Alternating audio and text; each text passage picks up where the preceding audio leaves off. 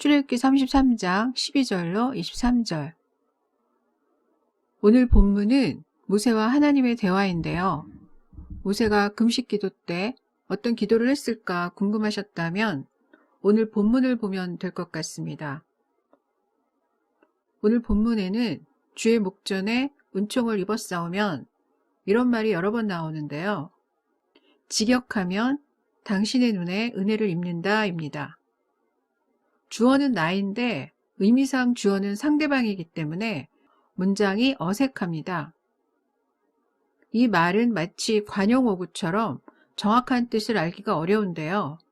그래서 성경에서 어떻게 쓰였는지로 뜻을 짐작해야 합니다.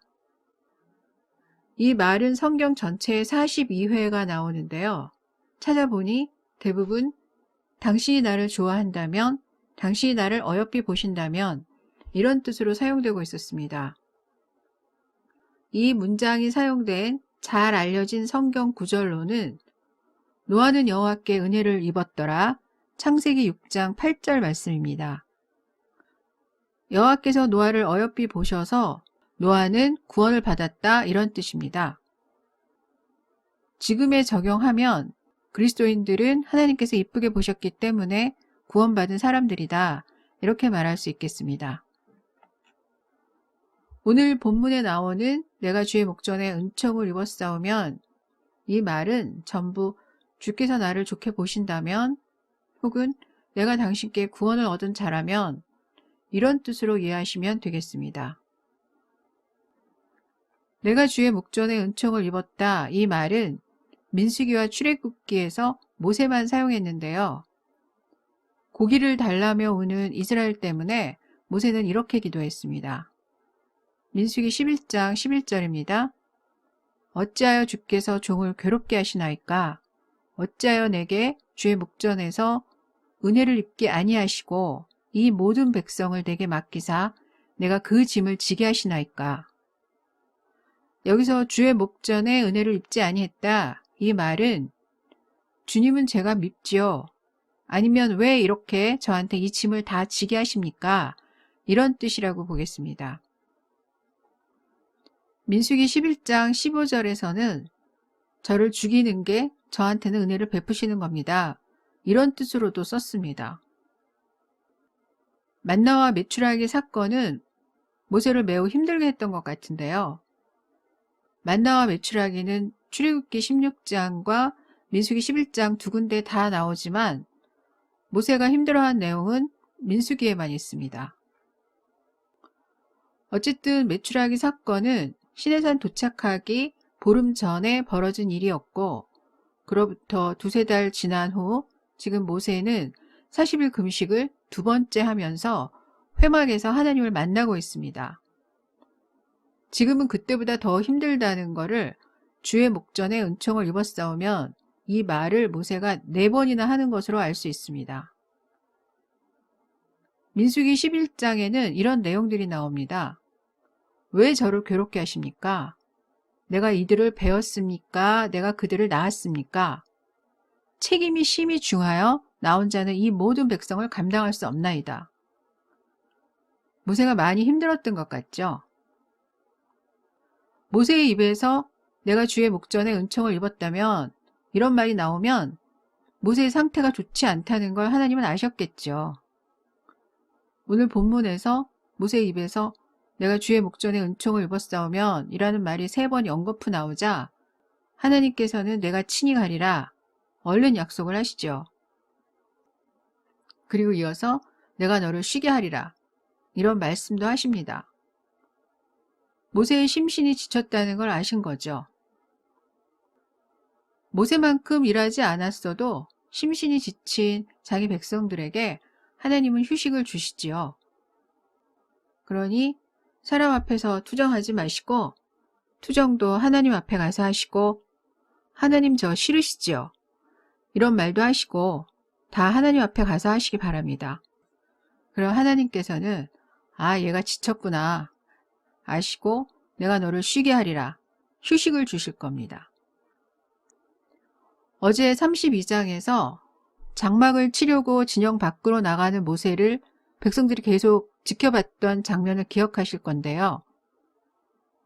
어제는 미처 모세의 몰골을 생각지 못했는데요. 오늘 본문에서 주의 목전에 은총을 입었사오면 이 문장이 반복되는 걸 보니 모세의 몰골이 말이 아니었겠다, 이런 생각이 들었습니다. 그러니까 이 백성들이 모세의 몰골을 보고 걱정이 돼서 모세가 장막으로 들어가는 것을 지켜봤을 거다, 이런 생각이 들었습니다. 자기들 눈에 하나님처럼 보이던 모세가 저런 얼굴을 하고 하나님을 만나겠다고 가는 모습을 보니 진짜 큰일 났다는 생각이 들어서 하나님의 임재를 간절히 바랬을 수도 있죠. 나중에 두 번째 시내산 언약을 맺고 돌판을 가지고 내려올 때 모세의 얼굴에서 광채가 났지만 오늘 본문인 회막에서 하나님을 만나는 모세는 광채는커녕 그 몰골이 말이 아니었을 거라고 생각하는 게 맞을 것 같습니다. 여호와께서 친히 가겠다는 약속을 하시자 모세는 얼른 주의 백성이라고 못을 박습니다. 나를 어여삐 여기신다면 이 족속을 더 이상 모세의 네 백성이라고 하지 말고 주의 백성이라고 여기라는 거죠. 그러면서 이렇게 말합니다. 16절입니다. 나와 주의 백성이 주의 목전에 은총 입은 것을 무엇으로 알릴까? 주께서 우리와 함께 행하심으로 나와 주의 백성을 천하 만민 중에 구별하심이 아니니까. 말이 참 어렵죠? 쉽게 말하면 하나님께서 우리를 구원하신 이유가 함께 가나안에 가려고 그래서 선택하신 거 아닙니까? 이런 말입니다. 17절입니다. 내가 말하는 이 일도 내가 하리니 너는 내 목전에 은총을 입었고 내가 이름으로도 너를 알미니라. 둘 다 하시겠다는 겁니다. 이스라엘을 자기 백성으로 여기시고 또 친히 가나안도 가겠다, 이런 거죠. 여기서 친히로 번역된 히브리어 파님은 얼굴이라는 뜻인데요. 함께라는 뜻도 있습니다. 그러니까 하나님이 함께 가시겠다, 이런 거죠. 그랬더니 모세가 주의 영광을 보여달라고 합니다. 갑자기 왜 주의 영광을 보여달라는 걸까요? 출애굽기 16장, 24장을 보면 이게 무슨 뜻인지 이해가 됩니다. 출애굽기 16장 10절입니다. 아론이 이스라엘 자손의 온 회중에게 말하매 그들이 광야를 바라보니 여호와의 영광이 구름 속에 나타나더라. 아멘. 출애굽기 16장의 내용은 이들이 광야에 있을 때 양식이 떨어지자 이스라엘 자손들이 광야에 모여 모세와 아론을 원망하면서 애굽의 고깃가마 옆에서 고기를 배불리 먹게 놔두지 왜 광야로 끌고 나와서 이렇게 굶어 죽게 하냐, 이런 항의를 했었습니다. 이 원망을 들으신 하나님께서는 모세에게 하늘에서 양식을 비같이 내리겠다 약속하시고 여호와의 영광을 구름 속에 나타내셨습니다. 그리고 나서 저녁 때는 메추라기가 지내와서 덮였고 아침엔 만나가 내렸습니다. 그러니까 하나님께서는 양식을 준다고 약속하고 그 다음에 구름 속에서 하나님의 영광을 나타내시고 그 다음에 실행을 하신 거죠. 출애굽기 24장에서도 하나님께서는 똑같은 순서로 일하셨습니다. 모세에게 율법과 계명을 기록한 그 중거판을 줄 테니 시내산으로 올라와라, 이렇게 말씀하신 후에 곧바로 주신 게 아니라 먼저 엿새 동안 여호와의 영광을 나타내는 구름으로 시내산을 가리시죠. 그리고 나서 일곱째 날이 되자 모세를 산으로 부르셨습니다. 약속하고 영광을 보이고 그 다음에 실행하고, 이 순서가 하나님께서 모세와 함께 일하실 때의 패턴이었습니다. 이번에도 하나님께서 친히 가리라 약속을 하셨으니 그 다음 단계인 주의 영광으로 보여달라는 거죠. 그래야 하나님의 약속이 실행될 것이기 때문이죠. 그랬더니 하나님께서 이렇게 말씀하십니다. 나는 은혜 베풀 자에게 은혜를 베풀고 긍휼히 여길 자에게 긍휼을 베푸느니라. 하나님은 모든 걸 스스로 결정하지 누가 시킨다고 하지 않는다는 뜻입니다. 그러니까 하나님께서 모세에게 영광을 보여준다고 해도 그거는 모세 때문이 아니라 하나님 자신의 결정이란 뜻이지요. 이렇게 말씀하시고 하나님께서는 모세를 반석 틈에 두고 하나님의 영광을 나타내셨습니다. 하나님께서 영광을 보이셨으니 하나님과 함께 가나안으로 가는 건 분명한 사실이 되었죠. 실제적인 협상은 끝이 났고 이제 언약을 다시 맺는 형식적인 절차만 남았습니다. 우리는 지성이면 감천이란 말을 많이 하죠. 그래서 마음과 뜻과 힘을 다해 하나님을 사랑하라는 말씀도 하나님께 정성을 다하라는 뜻으로 이해하죠.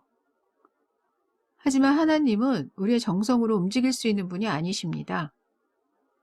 하나님은 우리가 얘기하면 다 들으시고 알아서 결정하시지 우리가 하란다고 하시는 그런 분이 아니시지요. 기도하겠습니다. 하나님 아버지, 젖과 꿀이 흐르는 가나안도 하나님이 함께 가지 않으면 가나안은 하나님 나라가 될 수 없다는 것을 다시 한번 깨닫습니다. 우리가 꿈꾸는 것이 풍족한 가나안이 아니라 하나님과 함께하는 가나안이 되게 하여 주시옵소서. 그렇게 모세가 함께 가고 싶어 했던 그 크신 하나님이 지금 우리 안에 거하심을 인하여 날마다 감격하게 하옵시고 숨을 쉬는 우리의 모든 시간들이 하나님 앞에 감사가 되고 찬양이 되게 하여 주시옵소서. 예수님 이름으로 기도드립니다. 아멘.